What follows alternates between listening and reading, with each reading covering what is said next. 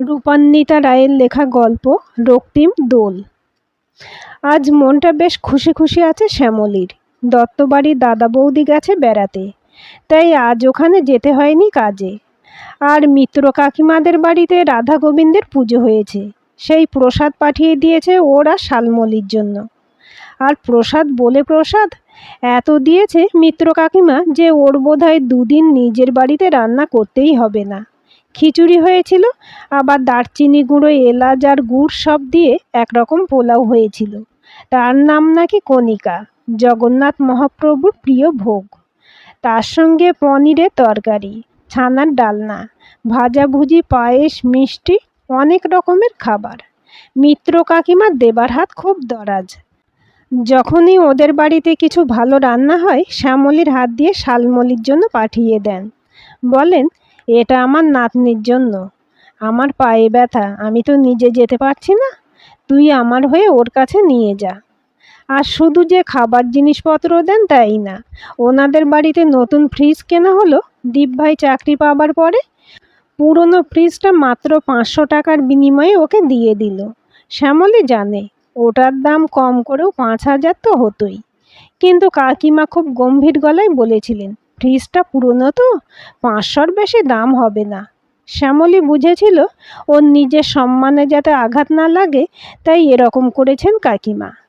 আর শ্যামলী তো আগে ওর মেয়ের কি নাম হবে ঠিক করতেই পারেনি। ওদের মতো ঘরে, তাও আবার বিয়ের পরপর অসহায় অবস্থায় ফেলে রেখে যার বর মারা গেছে, সেখানে কি খুব ভালো নাম হতে পারে? তাও আবার নাকি মেয়ে সন্তানের। শ্যামলী তো বুচি বলেই ডাকতো ওকে। তখন কাকিমার বাড়িতে সবে কাজ শুরু করেছে শ্যামলী। এমনিতে ভালো মানুষ কাকিমা, কি সুন্দর মা অন্নপূর্ণার মতো লাল সিঁদুরের টিপ পরে থাকেন সব সময়। হাত খোপা আর মুখের আলগা হাসিতে একটা দেবী দেবী ভাব আছে। সেই মানুষটাই রেগে গেছিলেন মারাত্মক। ফর্সার রং তখন লাল হয়ে গেছিল যেন। বলে উঠেছিলেন, মেয়ে বলে ভালো একটা নাম দিবি না, ছেলে হলে দিতিস। তোর বরের ঘটনাটা খুবই কষ্টের, কিন্তু সেটা একটা দুর্ঘটনা, ওর কি দোষ? চুপ করেছিল শ্যামলী। তার মাঝেই কাকিমা বলে উঠেছিলেন, ওর নাম আমি দিলাম শালমলি। এত কঠিন নাম, আমি তো বলতে পারবো না কাকিমা, মরিয়া হয়ে বলে উঠেছিল ও। পারবি, দেখ খুব সোজা। গায়ে যে শীতকালে মোটা চাদর দেয় সেই হলো শাল, আর এই যে আমার ভাসুরজি যে হাওড়াতে থাকে সে হলো মলি, দুইয়ে মিলে শালমলি। দেখ কত সোজা উচ্চারণ। তারপরে একটু থেমে বলেছিলেন, শালমলি মানে শিমুল গাছ। বসন্তকে সুন্দর করে এই শিমুল, সবার থেকে আলাদা এই শিমুল। তোর মেয়েও তেমনি হবে, সবার থেকে আলাদা হয়ে তোর জীবনকে সুন্দর করে তুলবে। সেও হয়ে গেল অনেক দিন। মলু এখন 7 বছরের মেয়ে। সেদিন কাকিমা রেগে গেলেও কতটা ভালোবাসার সেই রাগ বুঝেছিল শ্যামলী। মুখে বলতে পারে না, কিন্তু মনে মনে খুব ভালোবাসে ও ওদের গোটা পরিবারকেই। কাকু খুব গম্ভীর, বিশেষ কথা বলেন না, কিন্তু যখনই কথা বলেন মা বলে ডাকেন। আর কাকিমার একমাত্র ছেলে হলো দীপ ভাই। সে খুব বুদ্ধিমান, ভালো চাকরি করত, কিন্তু মালিকের একটা অন্যায় ধরিয়ে দিয়ে চাকরি ছেড়ে বাড়িতেই আছে। হয়তো অনেক জায়গায় চাকরি চেষ্টা করছে, কিন্তু পায়নি এখনো কোথাও। মনে মনে শ্যামলী রোজ ঠাকুরকে বলে, ঠাকুর ওদের যেন ভালো হয় খুব, দীপ ভাই যেন তাড়াতাড়ি একটা ভালো চাকরি পেয়ে যায়। এসব ভাবতে ভাবতেই বাড়ি পৌঁছে যায় শ্যামলী। উফ, কাকিমা দিয়ে তো দিয়েছেন এত খাবার, কিন্তু ব্যাগটাও ভারী হয়ে গেছে খুব। মেয়েটাকে তাড়াতাড়ি খাইয়ে দেবে আজ। একটা 1 চিলটে উঠোনওয়ালা এজমালি বাড়িতে থাকে শ্যামলী। অনেক পুরনো এই বাড়িটা, শরিকদের মধ্যে গন্ডগোল চলছে, তাই বাড়িটা সারানো হয় না কতকাল হয়ে গেল। এক সময় যে বাড়িতে আসতেন সাহেব সুবোরা, সেই বাড়িতে এখন কার্নিশ বেয়ে বটের চারা দেখা যায়। তবে যাতায়াতের ব্যবস্থা ভালো। ওদের এই খিড়কি দৌড় দিয়েও 2 পা হাঁটলেই বড় রাস্তা, মেট্রো স্টেশন, হাসপাতাল, স্কুল, কলেজ, এমনকি মা গঙ্গাও। তাই এই বাড়ি ছেড়ে কেউ যেতেও চায় না। অসুবিধা একটাই, বাথরুম মোটে 2টো। এদিকে ভাড়া 4 ঘরের। সকালের দিকে তাই খুব অসুবিধা হয়। মাসিকের দিনগুলোতে তো চোখে জল আসে। অনেকবার ভেবেছে শ্যামলী দুটো কাজ বাড়িয়ে নপাড়ার দিকে ভাড়া নিয়ে চলে যাবে। ওখানে বাড়ির ভিতর আলাদা আলাদা বাথরুম। কিন্তু তারপরেই ভেবেছে, এই যে বাকি 3 ঘরে সবাই ওর মেয়েটাকে এত ভালোবাসে, ওর আসতে দেরি হলে, কখনো কোনো কাজে আটকে গেলে আগলে আগলে রাখে, সেটা কিভাবে হবে। আজ জমিয়ে দোল খেলা হয়েছে। উঠোনে ঢুকেই বুঝতে পারে শ্যামলী, একদিকে পড়ে আছে লাল, হলুদ, বেগুনি, সবুজ রঙের আবির আর রং। কার একটা পিচকিরি পড়ে আছে একদিকে, আর গোটা উঠোন জলে জল। ওদের বাড়ির প্রায় পোষা হয়ে গেছে যে কুকুরটা, সেই ভোলার গায়েও রঙের ছোপ। আহা, এই অবলা প্রাণীগুলোকে কেন রং দেয়। দীপ ভাই বারবার শালমলিকে বুঝিয়ে বলেছে, কুকুর বিড়ালদের যেন রং না দেয় ও, এতে ওদের ক্ষতি হয়। ঘরে চাবি দুজনের কাছেই থাকে। শালমলি একা একা বেশ চাবি খুলতে পারে, কিন্তু আজ আর চাবি দিয়ে যায়নি শ্যামলী।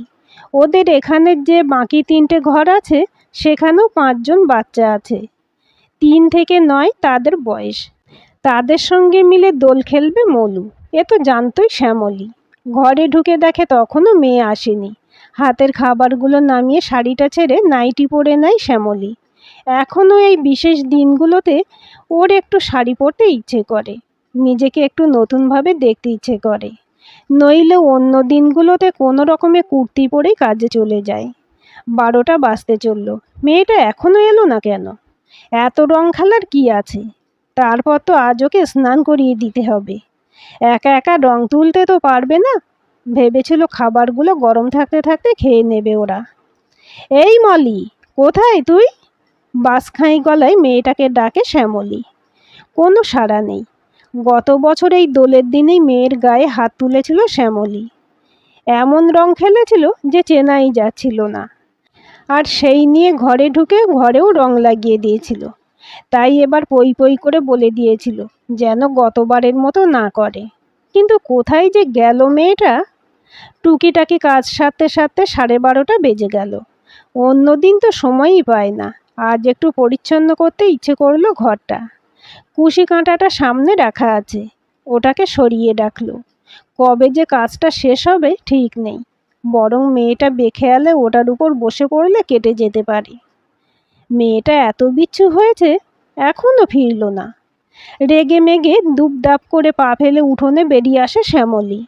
উঠোন তো ফাঁকা, শুধু সেই জল আর রং পড়ে আছে। বড় গ্রিলের গেটটাও বন্ধ। ওদের এই বাড়িতে শরিকি ঝামেলার জন্য বাড়ির বাইরের গেটটা সবসময় চাবি দেওয়া থাকে। কোর্টে কেস চলছে ভাগাভাগি নিয়ে, শুনেছে শ্যামলী। দিনের বেলায় এমনি দিনে তালা দেওয়া থাকে না, কিন্তু আজ দোল বলে ঠিক ছিল গেটে তালা দিয়েই রাখা হবে। এতবার মলু মলু করে ডাকার পরেও মেয়েটা সাড়া দিল না। কোনোভাবে কেউ গেট খুলেছিল। মেয়েটা সেই ফাঁকে বেরিয়ে যায়নি তো? বুকটা ধক করে উঠল শ্যামলীর। পাশের ঘর, মানে সুজাতাদের ঘরে গেল ও। ও মা, মলু ঘরে নেই মানে? ওরা তো 2 ভাই বোন বাড়িতেই। অবাক হয়ে বলল সুজাতার মা। রনি আর সানিরাও কি বাড়িতে? প্রশ্ন করতে করতেই রনিদের ঘরে চলে যায় শ্যামলী।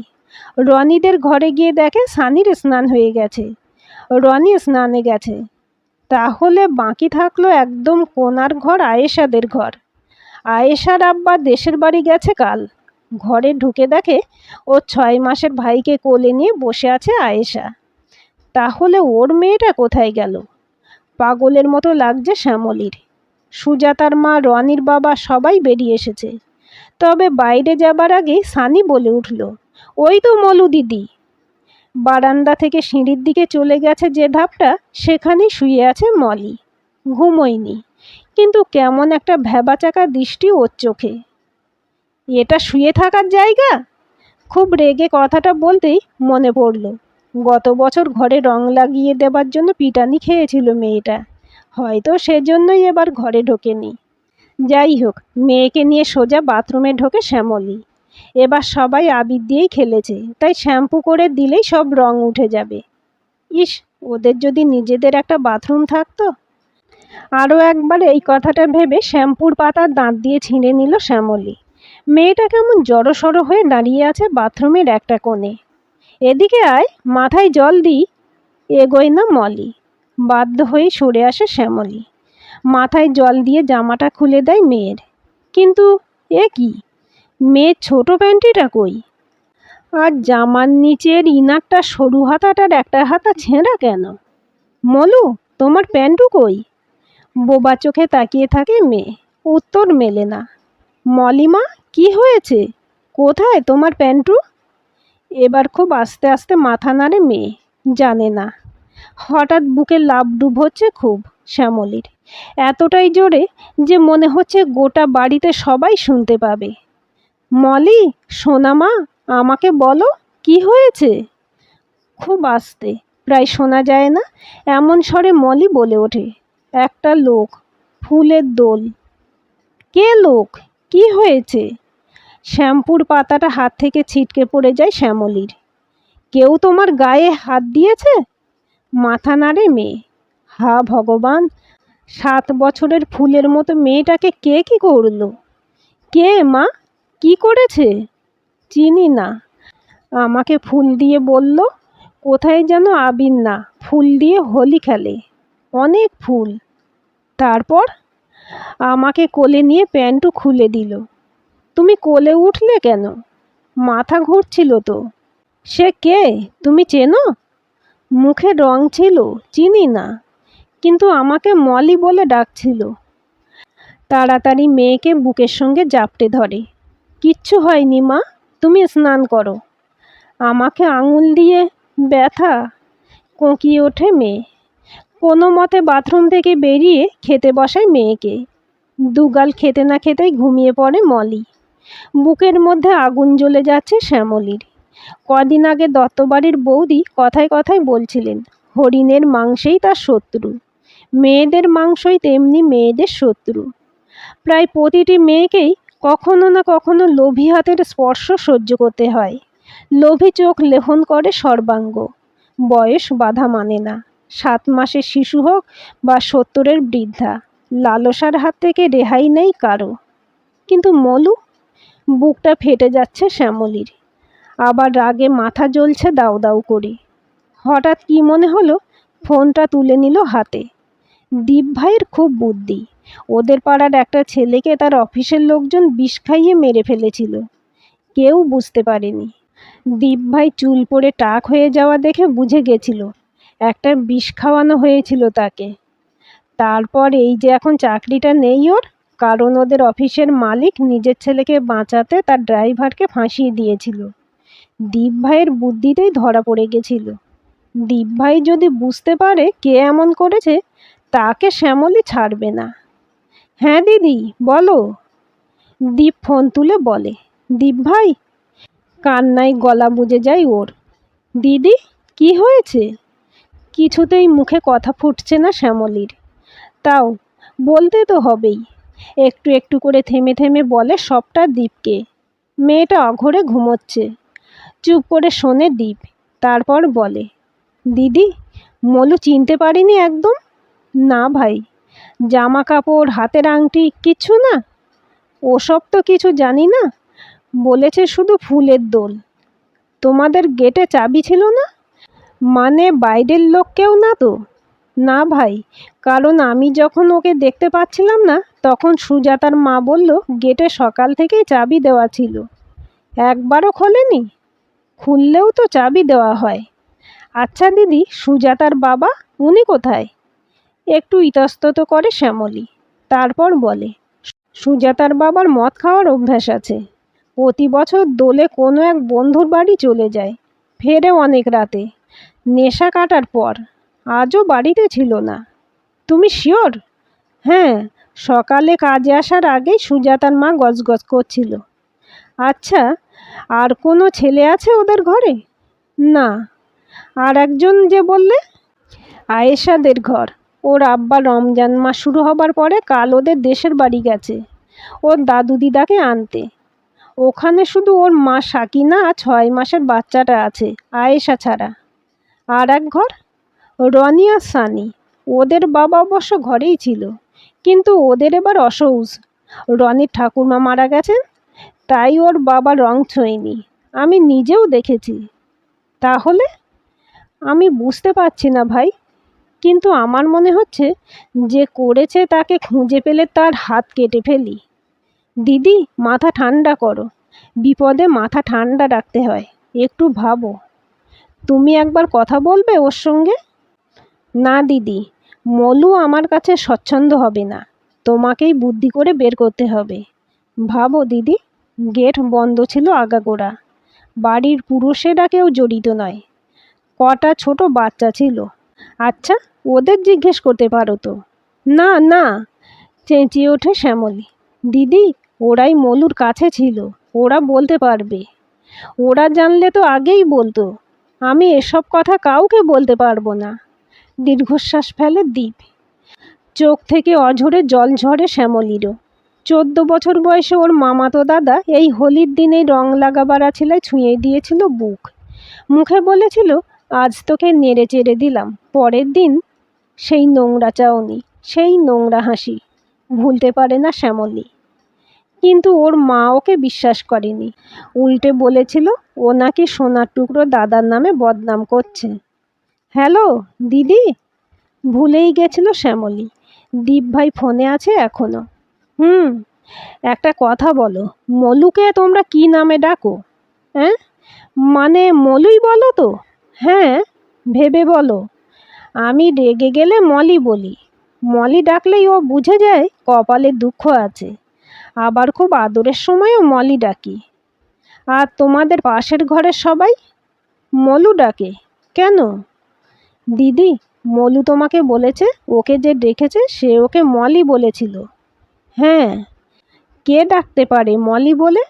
এমন কেউ যাকে মলু ভালো চেনে না, তাই জামা কাপড় নিয়ে কিছু বলতে পারেনি। এমন কেউ যে ফুলের হোলি সম্পর্কে জানে। এমন কেউ যে বাড়ির লোক অথবা যার কাছে চাবি আছে। দীপ ভাই। স্তব্ধ হয়ে ফোন রেখে দেয় শ্যামলী। ওদের এই বাড়িতে 4 ঘর ভাড়াটে ছাড়াও বাড়িওয়ালাদের সব শরিকের কাছেই চাবি আছে। আর তারা মলি নামটাই জানে। শালমলি থেকে মলি। আর ফুলের হোলি, সে তো বড় লোকদের ব্যাপার। সেটা তো সবার জানার কথা না। শ্যামলীই তো জানে না। আর ওদের যেমন এই খিড়কির দিক দিয়ে যাতায়াত করতে হয়, বাড়িওয়ালারা সদর দরজা দিয়েই যাওয়া আসা করে। দুটো দিকের মাঝে একটা গেট আছে, সেটা বন্ধ থাকে। খিড়কির দিক থেকে ওপরে ওঠা সিঁড়িটাও তালা বন্ধ থাকে, যেখানে মলু ঘুমোচ্ছিল। এত বছরের এই বন্দোবস্ত যে একবারও মনে হয়নি শ্যামলীর এমনটাও হতে পারে। হতে পারে, আবার নাও কি পারে। কি করবে? পুলিশের কাছে যাবে। কিন্তু তারপর যদি বিচার না পাওয়া যায়? এদিক ওদিক তাকিয়ে কুশি কাঁটাটা হাতে তুলে নেয় শ্যামলী। তারপর এগিয়ে যায় সদর দরজার দিকে। আর লুকিয়ে থাকা নয়, এবার সামনাসামনি দেখার সময়। আরে শ্যামলী, অমায়িক হেসে বলেন নীলমণি চৌধুরী। এই বাড়ির বড় তরফ। বড় তরফের এই একজনই থাকে এখানে। ছোট তরফের সবাই বিদেশে। এখান থেকে উকিলবাবুরা মামলা লড়ে। বহু বছর রেন্ট কন্ট্রোলে টাকা জমা দেয় ভাড়াটেরা, তাই দেখাও হয় না। শুনলাম নাকি ফুল দিয়েও হোলি খেলা যায়। সরাসরি প্রশ্ন ছুঁড়ে দেয় শ্যামলী। একটু চুপ, নিস্তব্ধ থাকেন বড় চৌধুরী। তারপরে বলে ওঠেন, মেয়ের কাছে সব শুনে লোভ লাগলো বুঝি, তাই আমার কাছে? এসো এসো। কথা শেষ হবার আগেই লুটিয়ে পড়েন নীলমণি চৌধুরী। কুশি কাঁটা সজোরে ঢুকে গেছে চোখে, রক্ত ঝরছে। শালি, উফ উফ, আমি তোকে জেলে দেব। তার আগে আমি তোকে খুন করব। কুশি কাঁটাটা খুলে নিয়ে এলোপাথারিভাবে অন্য চোখে ঢোকাতে ঢোকাতে বলে শ্যামলী। দিদি, দিদি, ছেড়ে দাও। পুলিশের কাছে যাব আমরা। এটাকে ঠিকঠাক শাস্তি দিতে হবে। ঘুরে তাকিয়ে অবাক হয়ে যায় শ্যামলী। দীপ ভাই আর মিত্র কাকিমা? তোমার সঙ্গে কথা হবার পরেই আমার মনে হলো আমাকে আসতেই হবে।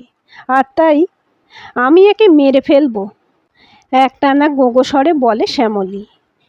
তুই না শ্যামলী, আমরা সবাই মিলে মারবো একে, আইনের সাহায্যে। ওকে জড়িয়ে ধরে বলেন মিত্র কাকিমা।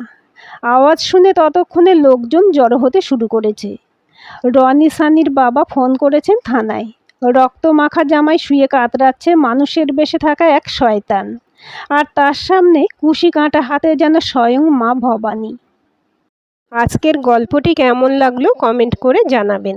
ভালো লাগলে লাইক হাইপ শেয়ার করবেন আর চ্যানেলটি সাবস্ক্রাইব করে বেল আইকনটি ক্লিক করে রাখতে ভুলবেন না।